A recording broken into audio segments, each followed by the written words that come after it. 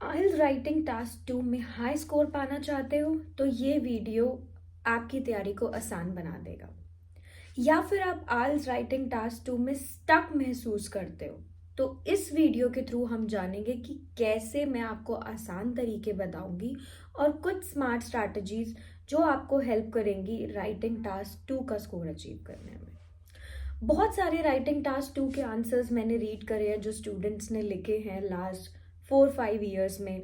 Thousands of answers read करने के बाद आई हैव कम अक्रॉस कि स्टूडेंट्स कुछ फेल हो जाते हैं स्कोर को अचीव करने में, चाहे वो बैंड 7 हो, 6 हो या 6.5 हो।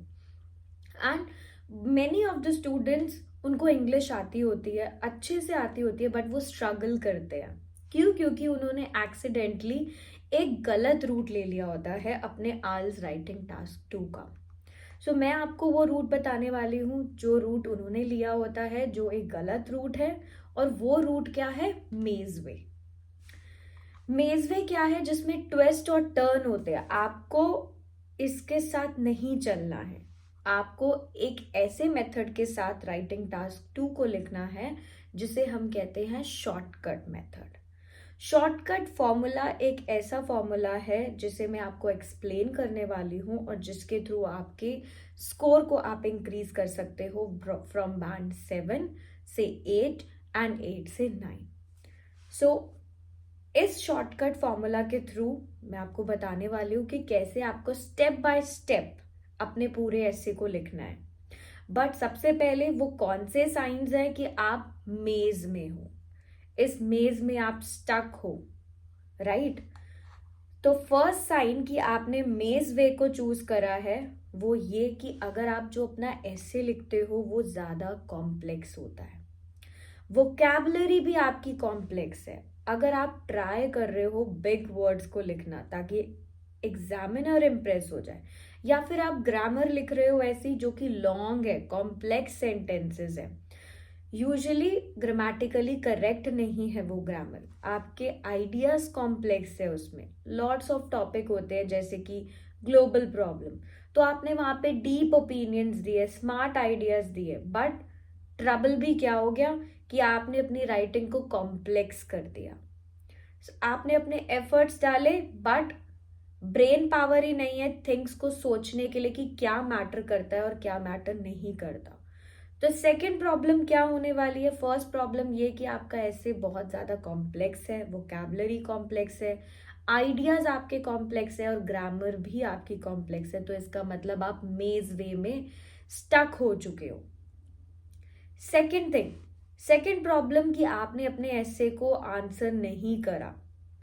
वन क्वेश्चन है आपका और उस वन क्वेश्चन को आपने आंसर नहीं करा जो भी आपका टास्क था, एंड यू वोंट बिलीव कि कितने ऐसे फेल हो जाते हैं। दैट मीन्स उनका स्कोर लेस होता है।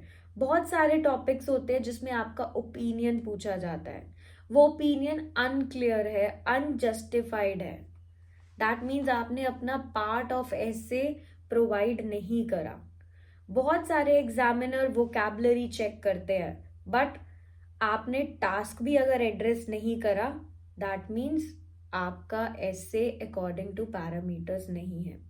एग्जामिनर्स की बहुत क्लियर एक्सपेक्टेशंस होती है कि आपको क्या कवर करना है इस ऐसे में और क्या नहीं करना, राइट? सो आपका जो राइटिंग टास्क 2 है वो एक्सप्रेस होना चाहिए सिंगल सेंटेंस में, जैसे कि अपना क्लियर और वेल ऑर्गेनाइज आंसर हो। सेकेंड थिंग कि आप उसमें राइट वोकैबुलरी और ग्रामर का यूज करो। तो अगर आप इस मेज वे में हो तो आप अगर ये रूट को फॉलो कर रहे हो, आप कभी भी अपने स्कोर को अचीव नहीं कर पाओगे। आपको शॉर्टकट फॉर्मूला का यूज करना है और वो शॉर्टकट फॉर्मूला क्या है कि आपको clear and well organize answer लिखना है अपने ऐसे क्वेश्चन के लिए, और आपको राइट वोकैबुलरी का यूज करना है और राइट ग्रामर का। नाउ आई नो कि ये बहुत सिंपल साउंड करता है, बट कैसे आपको इसको अटेम्प्ट करना है, कैसे आपको शॉर्टकट फॉर्मूला इस इजीएस्ट वे के थ्रू अपने ऐसे को राइट डाउन करना है ताकि आप पास हो जाओ एग्जाम में। और ये शॉर्टकट फॉर्मूला आपको बैंड 6, 7, 8, 9 तक लेके जाता है। ये हर टाइप ऑफ ऐसे के लिए वर्क करता है, हर टाइप ऑफ टॉपिक के लिए वर्क करता है। तो मैं ये फॉर्मूला लिखने वाली हूँ अपनी लेफ्ट साइड पे और ऐसे मैं लिखूंगी राइट साइड पे। फॉर्मूला रहेगा लेफ्ट साइड पे, आंसर रहेगा राइट साइड पे। एंड मोस्ट इंपॉर्टेंट थिंग कि मैं क्वालिटी ऑफ मटेरियल्स के लिए बहुत ज़्यादा केयर करती हूँ। तो जो भी मैं आपको आंसर दिखाने वाली हूँ, जो भी मैंने प्रिपेयर करा है एडवांस में, ये ऑलरेडी एग्जामिनर के थ्रू चेक हो चुका है, एक प्रोफेशनल प्रूफ रीडर के थ्रू चेक हो चुका है, जो कि हम हमेशा करते हैं, राइट। सो टास्क देखते हैं आज का क्या टास्क है।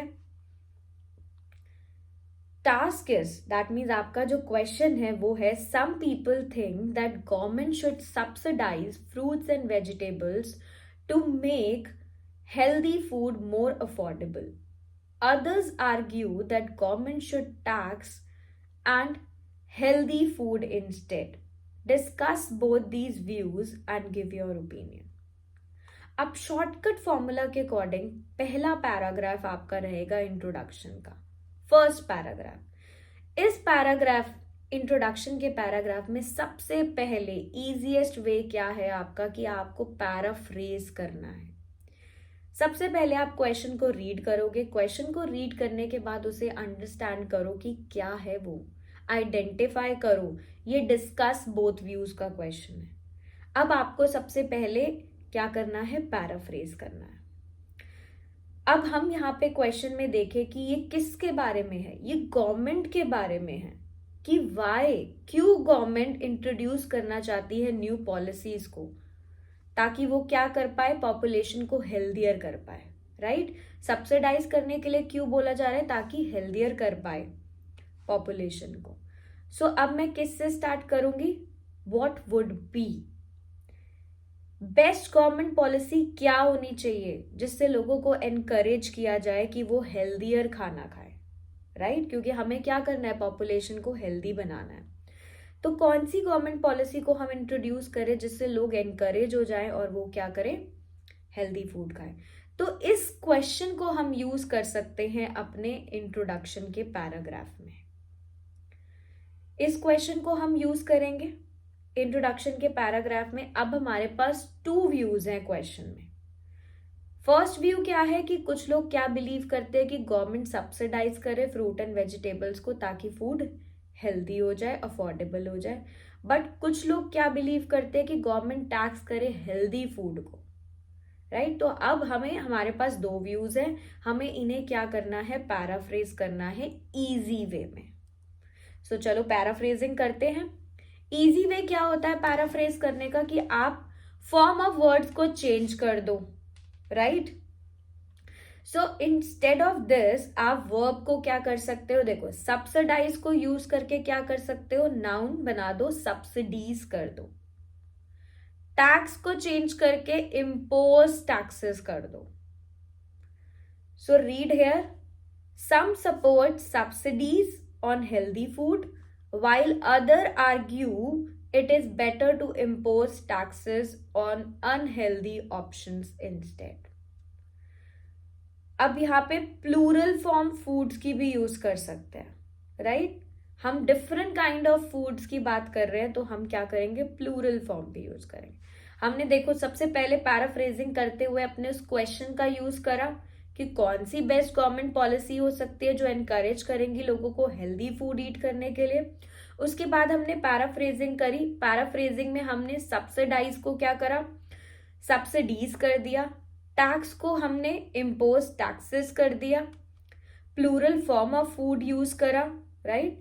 सो इससे क्या हुआ, हमने पैराफ्रेजिंग कंप्लीट करी इजीएस्ट वे में। अब हमारा आता है ओपिनियन, क्योंकि हमारे क्वेश्चन में पूछा गया है discuss both views and give your opinion. So अब हम अपना ओपिनियन भी देंगे डायरेक्टली। तो डायरेक्टली मैं क्या लिखूंगी, in my opinion the best way to help people improve their diet is to use both strategies together. कुछ स्टूडेंट्स क्या करते हैं, अवॉइड करते हैं अपना इंट्रोडक्शन में देना अपना ओपिनियन। बिकॉज उनको लगता है कि वो बहुत जल्दी अपना ओपिनियन दे रहे हैं इंट्रोडक्शन में, क्योंकि शायद उन्हें यही सिखाया जाता है या यही पढ़ाया जाता है स्कूल टाइम्स के थ्रू। बट आइल्स में हमारे पास सिर्फ 4 पैराग्राफ्स हैं, राइट? सो हमें उन्हें सिंपल रखना है। एक्चुअली जितने भी फॉर्मर एग्जामिनर्स हैं वो यही डिस्कस करते हैं, यही प्रेफर करते हैं कि इंट्रोडक्शन रेडी होना चाहिए। ये बहुत ज्यादा इंपॉर्टेंट पैराग्राफ नहीं होता, ये शॉर्ट होता है, तो जो भी मैटर करता है वो हम बॉडी पैराग्राफ में लिखेंगे, लेकिन हम अपना ओपिनियन क्लियरली इंडिकेट करेंगे कहाँ पर? इंट्रोडक्शन के पैराग्राफ में। सो आपको इंट्रोडक्शन में अपना ओपिनियन मेंशन करना है। उसके बाद जो हमारे इंपॉर्टेंट पैराग्राफ्स होते हैं वो होते हैं बॉडी पैराग्राफ्स। तो हमारा इंट्रोडक्शन कंप्लीट हुआ, हमने पैराफ्रेजिंग करी, हमने अपना ओपिनियन भी यहाँ पे दिया, और हमने पैराफ्रेजिंग भी इजीएस्ट वे में करी। अब बॉडी पैराग्राफ्स। बॉडी पैराग्राफ्स एक ऐसा चांस है जिसमें आप इम्प्रूव कर सकते हो कि आप क्या सही कर रहे हो, एंड यहीं पे आपका गोल आपको अचीव हो जाएगा।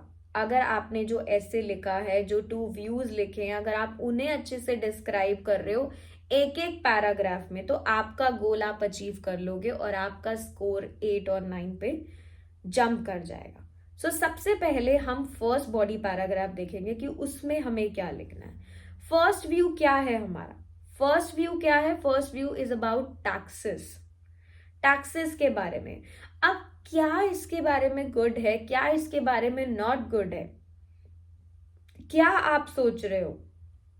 Lots of student they miss, जब भी वो बॉडी पैराग्राफ स्टार्ट करते हैं वो एक चीज को मिस कर देते हैं। वो क्या होता है? पहला सेंटेंस, जो हमें बताता है कि ये पैराग्राफ किसके बारे में है, और उस फर्स्ट सेंटेंस को हम बोलते हैं टॉपिक सेंटेंस।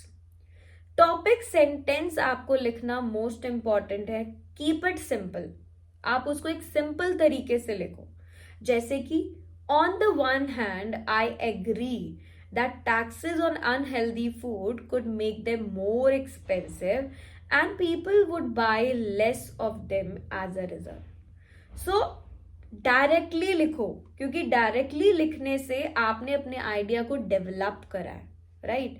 तो टॉपिक सेंटेंस लिखना इज मोस्ट इंपॉर्टेंट। उसमें आप अपने ओपिनियन को जस्टिफाई करते हो जब भी आप अपना फर्स्ट बॉडी पैराग्राफ लिखोगे।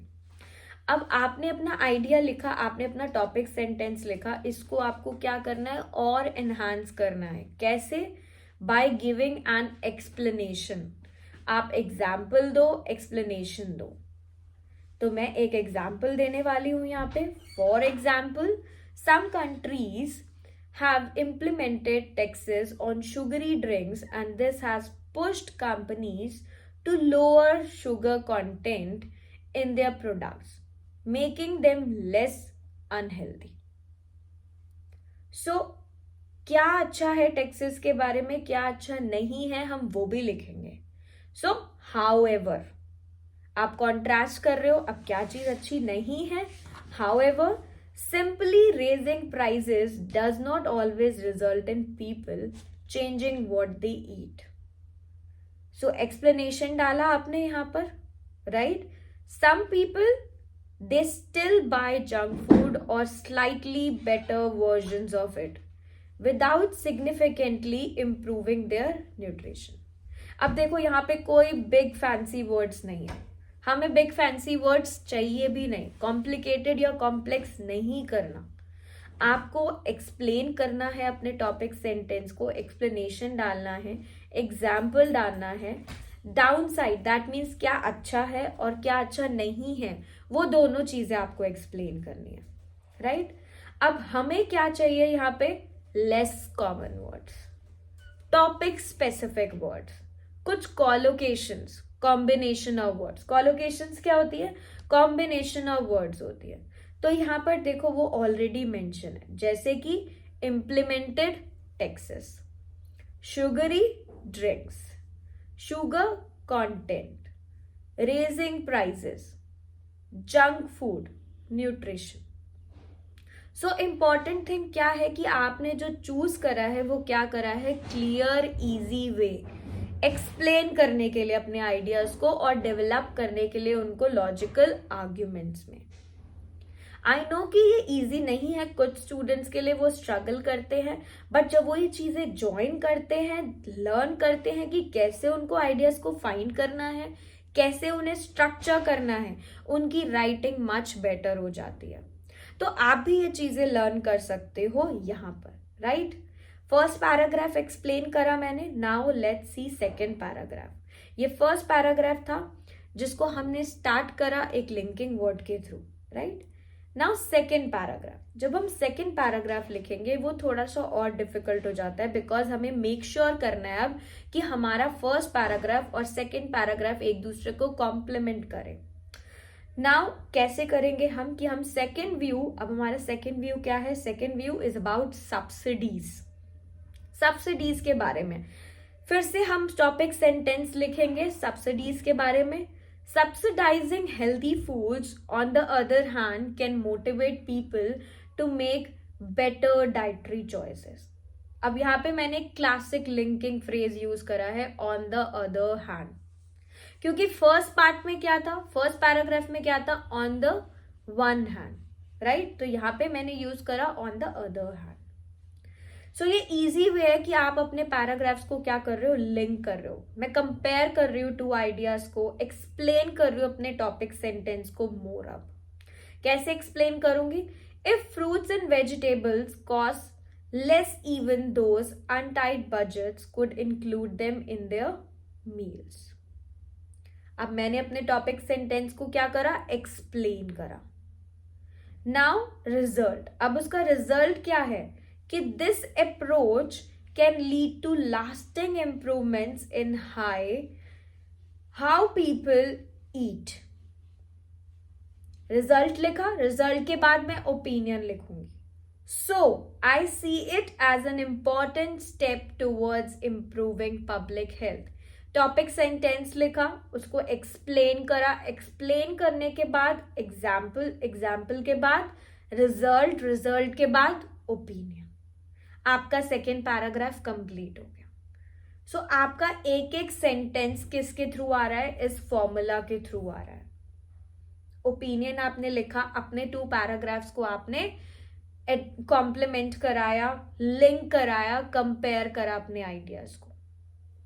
फर्स्ट पैराग्राफ टैक्सेस से रिलेटेड, सेकेंड पैराग्राफ सब्सिडीज से रिलेटेड, जो कि आपका सेकेंड व्यू है। फर्स्ट व्यू को आपने फर्स्ट बॉडी पैराग्राफ में एक्सप्लेन करा, सेकेंड व्यू को आप सेकेंड बॉडी पैराग्राफ में एक्सप्लेन कर रहे हो। So just like that, first paragraph में हमने क्या डिस्कस करा था कि क्या अच्छा है और क्या बुरा है, डाउन साइड भी एक्सप्लेन करी थी और गुड साइड भी एक्सप्लेन करी। तो अब यहाँ पे भी हम डाउन साइड भी एक्सप्लेन करेंगे। The challenge is convincing governments to spend money on subsidies instead of relying on tax revenue. अब आपने यहाँ पे डाउन साइड भी एक्सप्लेन कर दी सब्सिडीज की। सो आपका सेकेंड पैराग्राफ क्या हुआ, कंप्लीट हो गया, जैसे आपका फर्स्ट बॉडी पैराग्राफ कंप्लीट हुआ था। अब एक चीज की और बात करते हैं यहाँ पे, ग्रामर।